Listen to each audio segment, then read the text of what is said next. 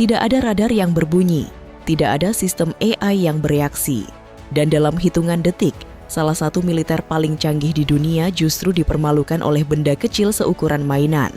Di Taibeh, Lebanon Selatan, sebuah drone Hizbullah berhasil menyusup diam-diam ke posisi pasukan Israel.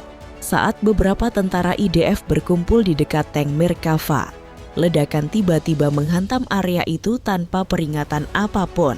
Seorang tentara tewas di lokasi, lainnya terluka, dan situasi berubah kacau sebelum pasukan Israel sadar dari mana ancaman datang. Bahkan ketika helikopter medis tiba untuk evakuasi, drone lain dilaporkan sudah mengintai di atas area tempur. Yang membuat insiden ini mengejutkan bukan hanya serangannya, tapi bagaimana drone itu berhasil lolos dari seluruh lapisan pertahanan Israel. Padahal IDF memiliki pengacak sinyal, radar anti-drone, sensor AI, sampai sistem elektronik yang dirancang mendeteksi ancaman udara dalam sepersekian detik. Namun Hizbullah menemukan celah yang tidak diduga banyak pihak. Drone mereka tidak memancarkan sinyal radio sama sekali, tidak ada frekuensi untuk dijam, tidak ada koneksi elektronik yang bisa diburu. Karena ternyata drone ini dikendalikan lewat kabel serat optik super tipis sepanjang belasan kilometer. Selama terhubung kabel itu, operator tetap bisa mengendalikan drone tanpa meninggalkan jejak elektronik di udara. Praktis seperti hantu terbang yang nyaris mustahil dilacak sistem perang modern, dan ini bukan serangan acak. Hizbullah disebut sudah menjalankan puluhan hingga ratusan operasi drone model seperti ini sejak awal 2026 lewat unit khusus mereka. Bagi banyak analis, ini menjadi peringatan besar. Perang modern mungkin tidak lagi dimenangkan oleh senjata paling mahal, tetapi oleh teknologi sederhana yang mampu menembus semua sistem pertahanan canggih lawan.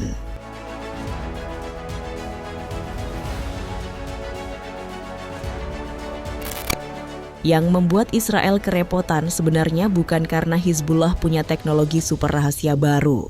Justru sebaliknya, mereka memakai drone yang secara bentuk terlihat biasa saja, jenis FPVA yang bahkan banyak dipakai hobiis sipil. Tetapi di tangan Hizbullah, drone murah itu berubah jadi mimpi buruk di medan perang. Masalahnya ada pada cara pengendaliannya. Drone FPV normal bekerja memakai sinyal radio antara operator dan pesawat. Dan disitulah biasanya militer modern masuk. Sinyal dilacak, dijam, lalu drone dijatuhkan sebelum mencapai target. Israel sangat ahli dalam perang elektronik seperti ini. Tapi Hizbullah memotong seluruh permainan itu. Mereka membuang sistem wireless sepenuhnya dan menggantinya dengan kabel serat optik ultra tipis sepanjang belasan kilometer. Kabel ini nyaris tidak terlihat dan menghubungkan drone langsung ke operator tanpa memancarkan sinyal apapun ke udara. Tidak ada frekuensi, tidak ada emisi elektronik, tidak ada jejak yang bisa diburu radar maupun AI militer Israel. Hasilnya benar-benar mengubah situasi. Drone bisa mengirim video real-time dengan sangat stabil, terbang rendah di antara bukit dan bangunan, lalu muncul tiba-tiba hanya beberapa detik sebelum menghantam target. Motornya kecil, panasnya minim, dan jejak termalnya sangat sulit ditangkap sensor. Yang menarik, pola ini bukan asli dari Lebanon. Hizbullah disebut mempelajarinya dari perang Rusia-Ukraina. Tempat drone serat optik mulai dipakai untuk menembus area yang seluruh frekuensi radionya sudah lumpuh akibat jamming besar-besaran. Bedanya di Ukraina drone ini dipakai menyerang kendaraan dan jalur logistik, sementara Hizbullah memodifikasinya khusus untuk pertempuran jarak dekat di perbatasan Israel-Lebanon. Drone-drone itu dirakit di bengkel kecil, dipasangi hulu ledak anti-tank, lalu dikirim menyerang target bernilai tinggi dengan biaya yang sangat murah. Dan hasilnya sudah terlihat, sistem pertahanan miliaran dolar bisa dipermalukan oleh drone rakitan sederhana yang nyaris tidak meninggalkan jejak apapun di langit.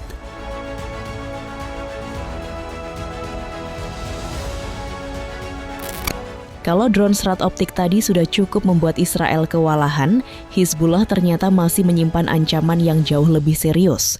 Namanya Almas 3, rudal anti-tank presisi, yang disebut lahir dari rekayasa balik Iran terhadap rudal Spike milik Israel sendiri. Ironisnya, teknologi yang dulu dikembangkan untuk melindungi Israel kini justru dipakai untuk memburu tank-tank mereka di medan perang. Yang membuat Almas 3 menakutkan bukan cuma akurasinya, tapi cara penggunaannya. Rudal ini bisa diluncurkan langsung dari drone. Artinya operator tidak perlu berada dekat garis depan. Mereka cukup mengendalikan drone dari jarak aman, lalu melepaskan rudal ke target yang bahkan berada jauh di dalam area operasi Israel. Jangkauannya disebut mencapai sekitar 16 km. Dan seperti banyak rudal anti-tank modern, Almas 3 tidak menyerang dari depan.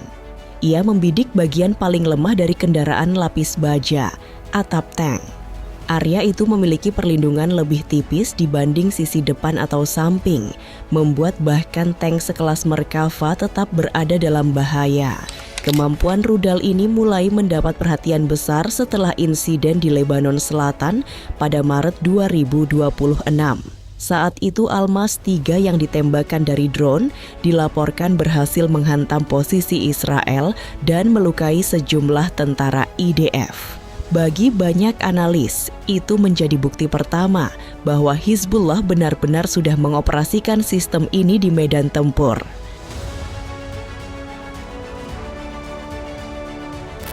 Namun Almas 3 hanyalah bagian kecil dari gudang senjata Hizbullah. Kelompok ini masih menyimpan ribuan rudal anti-tank dari berbagai generasi. Menurut berbagai laporan penelitian militer, arsenal mereka mencakup sistem lama seperti Sager, Kornet, hingga Almas. Sager memang tua dan masih memakai panduan kabel, tetapi jumlahnya sangat besar. Kornet jauh lebih mematikan, dengan jangkauan sekitar 10 km dan reputasi panjang dalam menghancurkan tank Merkava Israel. Lalu hadir Almas yang membawa ancaman ke level baru lewat kombinasi drone dan serangan jarak jauh. Dan kini Hizbullah mulai menggabungkan semuanya. Drone dipakai untuk mencari target dan mengacaukan perhatian, sementara rudal anti-tank ditembakkan dari posisi tersembunyi. Ketika Israel menyadari arah serangan, operatornya seringkali sudah menghilang dari lokasi.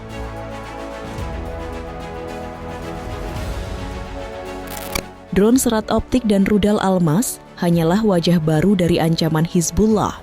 Di belakang semua itu, masih ada persediaan lama yang jumlahnya jauh lebih mengerikan. Puluhan ribu roket yang belum ditembakkan. Sebelum perang besar meledak pada 2024, Hizbullah diperkirakan memiliki sekitar 150 ribu roket dan rudal. Israel mengklaim sebagian besar sudah dihancurkan dalam operasi udara dan serangan lintas perbatasan. Tetapi bahkan jika benar tinggal 10% saja, itu tetap berarti sekitar 25.000 roket masih tersembunyi di Lebanon. Dan jumlah sebanyak itu cukup untuk menjaga hujan roket berlangsung selama berbulan-bulan. Jenisnya bukan roket sembarangan. Ada Burkan dengan hulu ledak raksasa yang mampu menghancurkan area luas. Ada Falak yang bisa ditembakkan cepat dari kendaraan bergerak. Dan ada Ra'ad rudal dengan jangkauan lebih jauh dan daya penetrasi lebih tinggi. Yang paling membuat Israel khawatir bukan hanya jumlahnya, melainkan lokasi penyimpanannya. Banyak gudang berada di utara Sungai Litani dan wilayah Lembah Bekaa, area yang lebih sulit disentuh operasi darat Israel saat ini. Selama gudang-gudang itu tetap utuh, Hizbullah masih punya cadangan untuk perang panjang.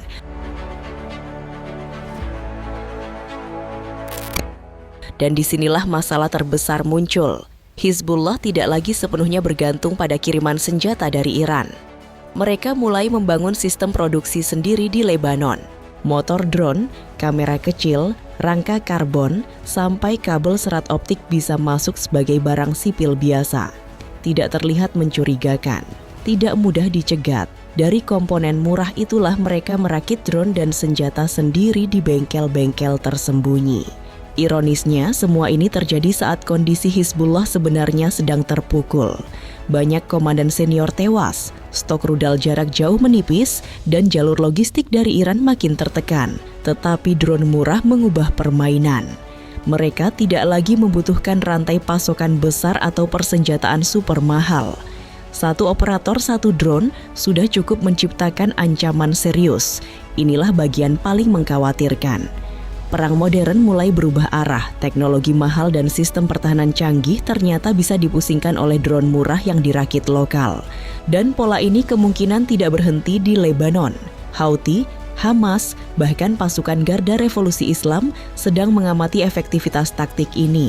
Sementara di luar Timur Tengah, perang Ukraina juga menunjukkan hal serupa. Drone sederhana kini mampu mengubah cara perang dijalankan.